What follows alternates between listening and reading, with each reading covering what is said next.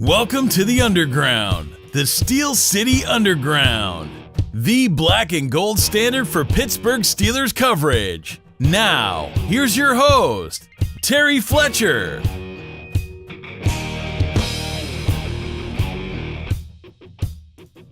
Hello again, folks. This is Terry Fletcher for WTF Week 14 in the NFL.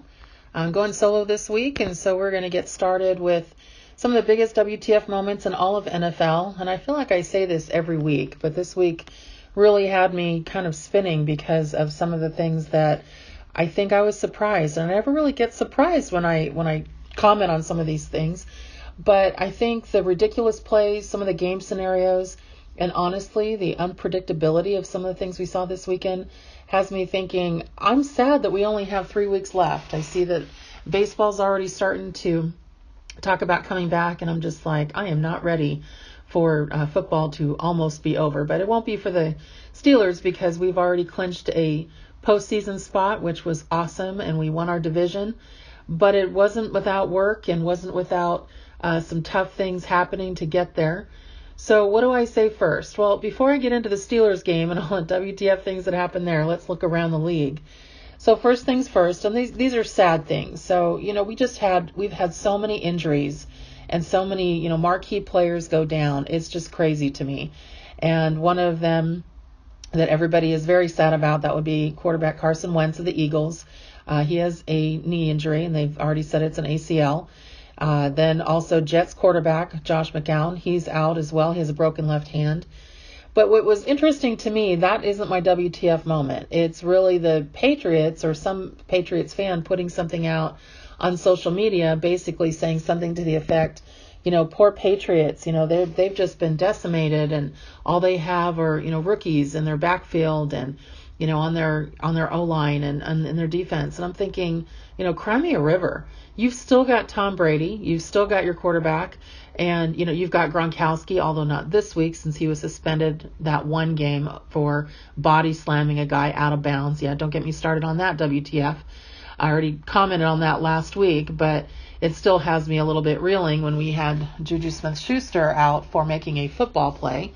And so I can't believe he only got one game for that body slam. And Juju's out there making plays, and then the guy that made that play on Brown and clearly hit his head, nothing, which maybe he shouldn't have gotten it, but if he shouldn't have, then either should have Juju. So I'll get off that bandwagon. I know that was last week, but then when we find out the outcomes of some of those suspensions and everything, we always want to relive it. Next, really what we're looking at, going back to talking about Tom Brady. So was anybody around for the Monday Night Football game last night? Now, first of all, I know we're really kind of getting tired of the whole John Gruden, Sean McDonough fest. I just don't like their voices on there. They just don't seem to, first of all, they don't know the names of the players. But secondly, they just aren't polished. And a lot of people, complain about Chris Collinsworth, but at least he gets it. He was a player. He knows what's going on in the field, and he will say things like that wasn't a tackle, or really?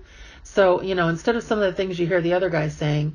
But Monday Night Football wasn't about them. It was more about the Patriots at Miami, and Brady coming in and did not have a good game. And we know what that's like. We've had them. When I say we, I talk about the Steelers. I feel like I'm part of them too. And he threw 2 interceptions, and yes, they lost. I said it. They lost to the Miami Dolphins in Miami against Jay Cutler, who actually had a great game. So it's not because I wanted them to win is my WTF, on the contrary. But I'm thinking, I still can't believe they lost to a 5-7 team, and they were double-digit favorites to win. I think they were favored by almost 11 points. And let's face it, it's Tom Brady. But I was really happy when I was thinking all day that I was going to have to listen to Good Morning Football and all the morning football shows this morning on Tuesday, gushing about how great Tom Brady is, how great the Patriots are, how they're going to beat the Steelers handily, which, blah, blah, blah. I get really tired of that. I don't know about you guys. But in fact, all we heard was, well, Father Time has now hit the 40-year-old Tom Brady. And honestly, I think he was looking every bit his age. He just did not look right. I know they said he was favoring an Achilles injury, that he sat out a couple of practice days. But it's one game, and it's Tom Brady, it's Belichick. They're coming to Heinz Field this weekend. And all I can say is, anybody who's saying, oh, we got this, WTF people, it's not going to be that easy. So luckily, it's a good team that we're playing, and we tend to play up to good teams. It's the bad teams we don't play well against. So hopefully this will be one of those games where, it's another blowout. I'd love to see Ben throw for another 500 yards, even though everybody else says they'd rather just see us run the ball. Whatever it takes to win, I just agree with Coach Tomlin. It's not going to be field goals. So I think that Chris Boswell is definitely going to play a part, because we'll take whatever points we can get. But this is going to be won by touchdowns. And whoever has the ball last is going to win it, because we are definitely struggling in defense right now. And so without having one of our leaders out there, Ryan Shazier, we're going to have some issues. And then the other thing that is really sad to me, and this is a big WTF, and I think silently people root for the Browns. Obviously we're Steeler fans, so we wouldn't root for them outwardly, but you just have to feel bad. They are now 0-13. And going back to last year, did they even win one game? I'd have to go back and look. See, I don't even remember, because if they did, it must have been epic. But they just can't seem to win a game. In their game against Green Bay, which was against, Brett Hundley, a backup quarterback. Now, we played Green Bay, and they're not as backup quarterback-ish team as that represents. And we only won by our field goal there, but they were up 14 points and lost. And they lost 27-21. And you just want to say, WTF, put a fork in it, fellas. You're not only is your season over, as it always is, it's been over for a while, but I think the time in Cleveland, you should have seen, LeBron James put something out where he just said, is it possible no, it really isn't. So, it's just sad for the Cleveland fans out there, but they'd have to be thinking, WTF do we have to do to try and get just a win? Just give us a win. And how sad is that? Now, to focus on the Steelers game, I do want to bring that back to focus in all our WTF moments. There were some good ones. There were some not so good ones, but some of the great ones had to do with, Ryan Shazier, and just really, we call it Shay leaves. So we're basically believing that he will be back, hopefully walking soon and walking into that building. We won't comment on his football life after this injury, but definitely looking at him just from a lifestyle perspective. And, we're pretty excited about that. Just everybody wore cleats in his honor. But one of the WTF moments on the first opening kickoff was Roosevelt Nix, so Rosie Nix, our fullback extraordinaire, made a hit on an opposing player, and we could hear that hit all the way out here in California. And we were just like, oh my gosh, please don't get penalized. I really thought it was going to be a hard hit where they penalize everything now.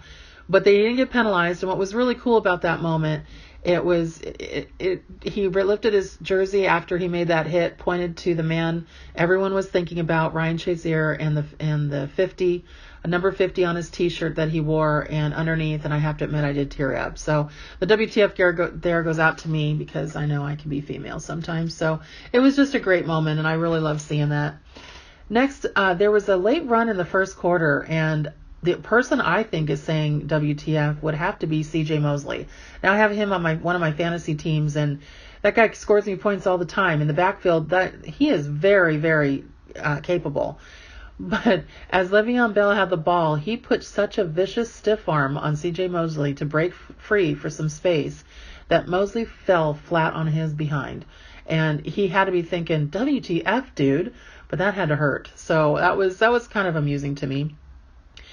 Now, some of the not so amusing things that happen that really give us pause. We look at some of these things, and I know that Joe and I, we agree on some things, we disagree on others, and all of us at Steel City Underground, we all have our contrasting opinions. I think that's what makes it so great. We've got male and female perspective, plus we have film guys and guys that pick it apart, guys that have played the game, guys who referee, and then us gals who just, basically look at everything possible down to the butts of the players. And we do whatever we can to absorb as much as we can of some of the information. And I also take the medical perspective on it, as you all know. So, when there has to be, or unfortunately when there are injuries, etc.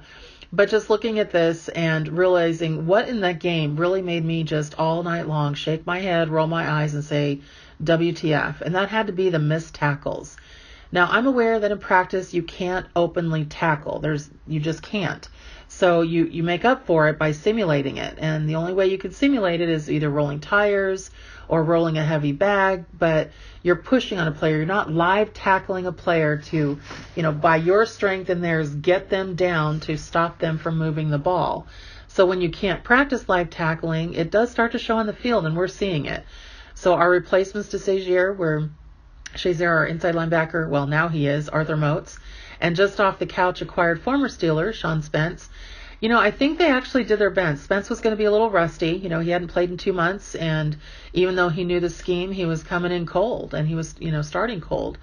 But the Ravens running backs, Javorius Allen and Alex Collins, they just took to the perimeter and killed them on second quarter runs. I think more so than I've ever seen, more so than in that one Chicago game. It was just, and I just had no confidence after seeing that and going into halftime that we could ever come back from their run game.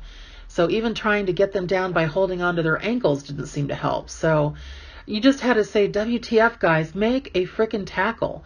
And same, with all the players out there. Coach Tomlin was even seen talking to the guys huddled around him and yelling, make a tackle. He had his fingers pointed in everybody's faces. He had Joey Porter behind him, and he was just saying, make a tackle. And so that was just an unfortunate WTF moment throughout the game. And we really have to also, show some love there to our refs and what they don't do in the game. I'm beginning to think, I have a feeling. Now, first of all, one of the biggest WTF moments on the refs was, how old was the youngest referee on the field? In my opinion, I think he was 85. We had the oldest refs I think I've ever seen in a really cold game standing around on the field just waiting to take out their flag because it seemed like they were cold and needed some movement. But some of those calls that they made, not, understanding what was pass interference, not realizing that their play was bang, bang. And, Davis wasn't throwing a player on the ground. He was thinking he had the ball. And then the one that just stands out that everybody was like, what are you talking about? Was when in the fourth quarter, we were down by 11 and Antonio Brown gets flagged for unnecessary roughness. And I look up and I'm like, what the heck is that going on? WTF. So we replayed it, and the Ravens cornerback, Marlon Humphrey, he was trying to, what it looked like, bull rush AB. And then Brown sidestepped him, acting kind of like a matador, kind of pushed him to the side, not really pushed, but kind of swiped to avoid the weird tackle. I'm actually going to say he swished him, so it really wasn't that violent. And then even NBC analyst Chris Collinsworth, he was like, I don't think that was a foul because it wasn't pushing him. He was getting out of the way and swishing him to the side. And the refs gave a 15-yard penalty on that. And you just have to think, oh my God, really? And just it just gets to be a bit much when you look at this and look at the plays they're making and the no calls, the calls, and you just at some point think, is this just going to be now automated where there's going to be some kind of flying computer out there that's going to make the calls? At some point, at least get them younger. Having referees out there on a very important Sunday night national game who are all over 80 is a problem. WTF to the league on that one. So we really need to try and figure that out. And when I say we, I mean, I'm actually not going to take ownership of that. The league needs to figure that out. NFL, figure it out. You've got more money than dirt, and you've got to make sure that you get some quality now that you have full-time referees that can see what's going on in the field. And when you're, up there in New York reviewing plays and then getting the calls wrong, you just think, why are we even doing replay anymore? It just doesn't even make sense. And then to close out for the week, I have to comment on something that happened with 8 seconds left on the clock, and it was a great play by our rookie TJ Watt, where he sacked Joe Flacco and caused him to fumble the ball forward, and then it went out of bounds. Well, apparently the rules are, and Joe doesn't know the rules, that the clock doesn't stop when the ball fumbles forward. So basically it fumbled forward. The game clock was just getting ready to start. The play clock, the game clock was going. The play clock hadn't started yet. And then all of a sudden it starts up. He's going in with his guys into the huddle and for one last play to see what they can do. And all of a sudden, before he even comes out and claps his hand, break, we hear the game is over. And we're thinking, what WTF just happened? Basically what just happened is that the game is over. They let the clock expire, weren't paying attention. Apparently the refs didn't know, or the coaches on Joe's side didn't know that either. They weren't screaming in his ear because they don't think they had any timeouts left. But either way, it doesn't seem like anybody knew what was going on there, just the clock guy. So that's how the game ended, and we only won by 1 point. And it looks like historically that's the first game that the Steelers have ever put up 38 points and only won by a point. So we put up 39. It was 39-38.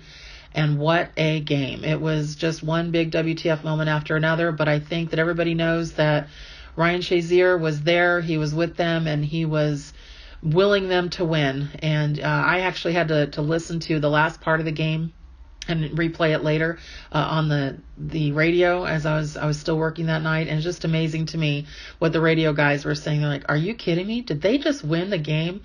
Yes, they did. Yes, they did. And once again, Chris Boswell was the hero, and he hit it up for that field goal. So this is the last part of WTF for this week, folks. And so week 14 has come to a close, and next will be the Patriots, and hopefully we get the team that we saw last night in Monday Night Football, and I'm sure there'll be a few WTF moments in that game, and hopefully we'll get to bring all those to you next week. But until then, be safe, be good, and we'll talk to you soon. Thanks for listening in.